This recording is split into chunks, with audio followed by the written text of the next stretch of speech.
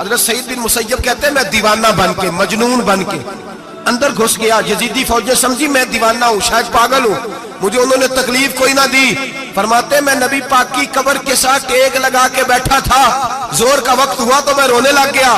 اب میں نماز کیسے پڑھوں گا، اذان کا کیسے پتہ چلے گا؟ آپ فرماتے ہیں مجھے اللہ کی عزت کی قسم جب اذان کا وقت ہوا تو نبی پاک کی قبر سے اذان کی آواز آنے لگی.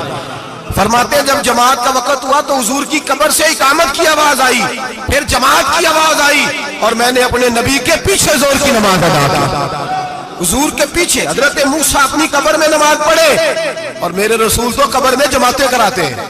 حضور جماعتیں کراتے. ہم تو مانتے ہیں رسول اللہ کے غلاموں کو، ہم تو مانتے ہیں صحابہ کو. ہمیں حضرت سعید بن مسیب بتا گئے ہیں کہ جو کہے تجھ کو مردہ وہ مردہ ہے واللہ، تو زندہ ہے واللہ، تو زندہ ہے واللہ، تو زندہ ہے واللہ. میری چشم عالم سے